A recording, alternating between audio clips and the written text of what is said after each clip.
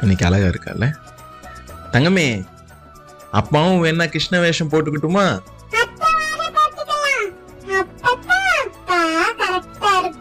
அடுத்த வாரமா? அடுத்த வாரமும் கிருஷ்ண ஜெயந்தி இருக்கா என்ன? அடுத்த வாரம் விநாயகர் சதுர்த்தி. விநாயகர் வேஷம் போட சொல்றேன் உன்ன. தேவையா உனக்கு இது? அவளை பத்தி தான் தெரியும்ல.